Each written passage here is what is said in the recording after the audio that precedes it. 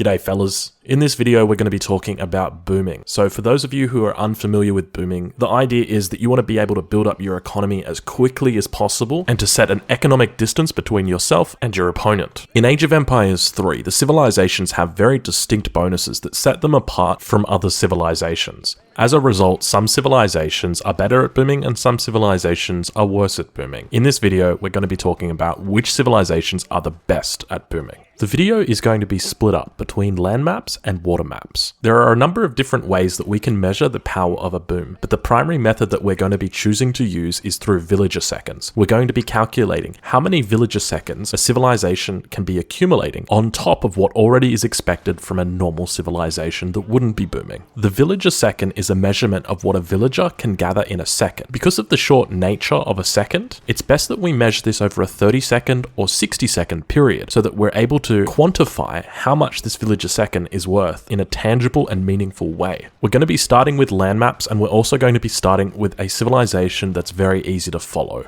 There are 3 top-tier civilizations for land maps, and the first one is the British. In addition to training settlers from their town centre, the British can also gain settlers from home city shipments as well as from their houses. British houses cost more than regular houses, but upon completion, they provide an additional settler. When a British player reaches the housing limit, they're essentially 20 villages ahead of their opponent. This means that every second that goes by, they're gaining 20 villager seconds more than their opponent. To put that into a tangible number, over a 1-minute period, it would mean that a British player, once they've got those additional 20 settlers, would gather an extra 1,000 food over a normal civilization. The 20 British settlers are also affected by market upgrades, which means that if you've got hunting dogs and steel traps, that 1,000 food every minute now turns into 1,300 food every minute. In the second age, the British also have access to the 4 settler shipment and the 5 settler shipment. In the third age, they have access to the 8 settler shipment. And in the fourth age, they have a card called Estates, which enables their houses to train settlers. These bonuses combine to cement the British as a top-tier civilization when it comes to booming. The second top-tier civilization are the Swedes. The Swedes are a recent addition to the Age of Empires 3 game, and they too, like the British, have a unique house. The Swedish unique house, called the Torp, gathers from nearby resources. While it costs slightly more than a normal house to build, it spawns a berry bush. For the Torp to reach its maximum efficiency, there are a number of cards that you'll need to send before you can get it up to speed. Depending on how many resources are around the Torp will also affect how much it can gather. The general rule for placing a Torp is that you want to do so on a coin mine. Multiple Torps can collect from the same coin mine, so it means that you only have to find 5 coin mines on the entire map to place your initial Torps down. And while Torps can gather from other resources, it's important we don't rely on calculating the villager seconds you can get from a Torp by making an assumption like, well, we're going to have 3 trees nearby on each Torp. That just isn't something that we can really guarantee. But what we can guarantee is that not only does each Torp spawn with a berry bush, but they spawn with a blueberry bush, which is a faster gathering, longer lasting berry bush. It's also blue. A settler will gather 50 food over a 60-second period from a carcass of an animal. In that same 60-second period, a Torp will gather 40 food from a blueberry bush. Over that same 60-second period, a villager will gather 36 coin from a coin mine, whereas a Torp will gather 40 from that same coin mine, as long as it's got the ironworks upgrade from the home city. As long as each one of your 20 Torps is around a coin mine and you've shipped your Ironworks card, your 20 Torps will gather coin at the same rate as 22 unupgraded settlers. Your 20 Torps with blueberries will also gather food at the same rate as 16 settlers on hunts, which means that when you're playing Sweden and aiming to boom, you can guarantee the equivalent of 38 extra villagers on top of your normal villager count. Keep in mind, your Torps can also hunt from animals nearby, which can push that number even higher. These resources do not last forever, so while it might seem like a lot of resources in a short time period, the power of the Torp falls off towards the mid and late game. The third and final top tier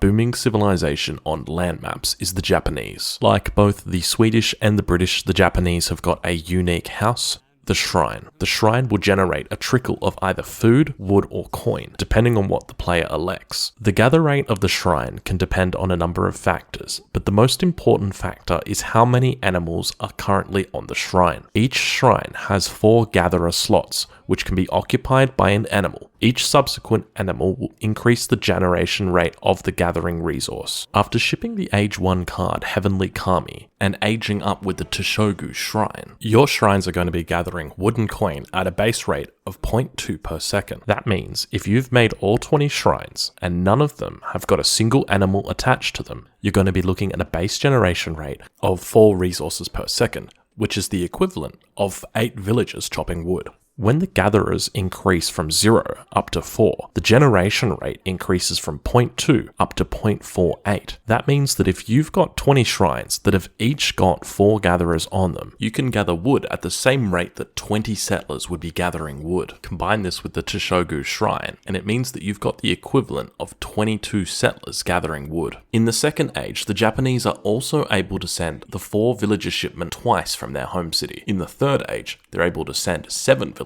twice. This rounds out the top 3 civilizations when it comes to booming.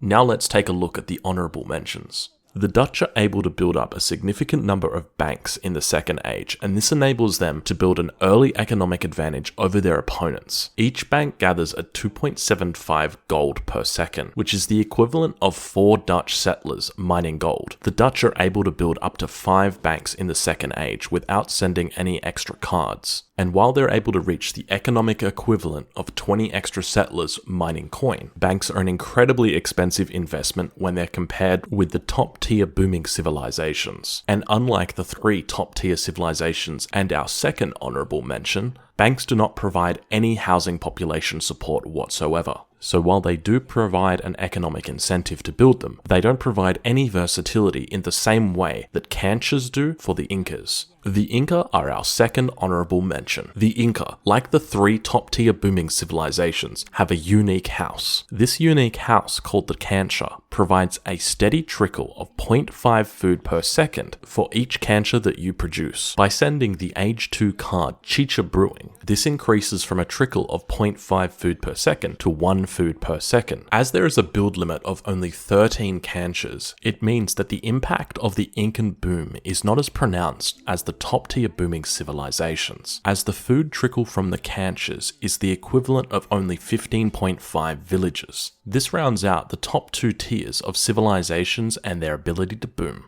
If you're interested in knowing where a civilization that I haven't mentioned stands, feel free to pause the video now so that you can take a look at where I think each individual civilization stands in relation to its booming power. Keep in mind that while Portuguese and Germans both have mechanisms to build more settlers more swiftly than other civilizations do, the growth that they experience is linear and is not explosive like the top 2 tiers of civilizations. And while native civilizations like the Lakota, the Aztec, and the Iroquois also have mechanisms to increase their growth, primarily through the use of the community plaza, the viability of doing so is extremely limited. So now we move on to water maps. Even though a map may have water, often civilizations will still continue avoiding going for it because they either feel more comfortable with their land boom or because their land boom is more efficient. One example of this is Sweden. Sweden have got schooners, fish market, and rendering plant. They also have access to whale oil. All 4 of these cards are imperative if you're seeking to maximize your investment in the water, and yet still, with Sweden,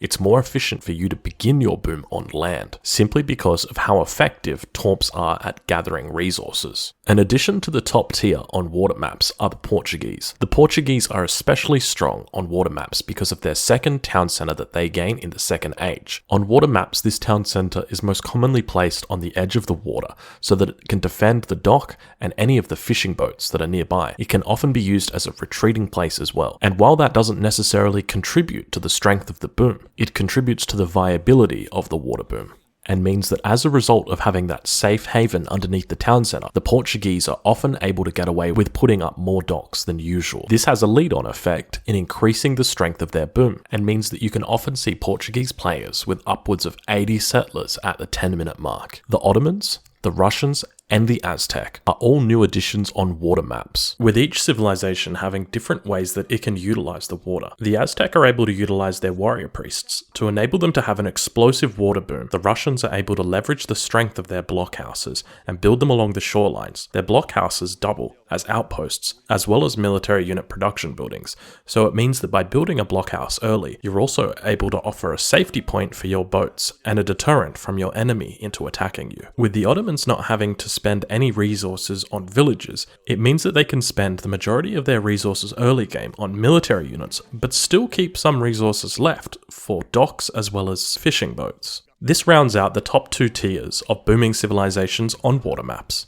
Keep in mind that this list is subjective, and if you disagree with something in particular, I encourage you to leave a comment down below and explain why you think it is. It's important to note that I've decided based on the explosive nature of the boom, as well as the villager seconds overall that you can be retrieving from it. Other than that, I hope that you've been able to take something away from this video.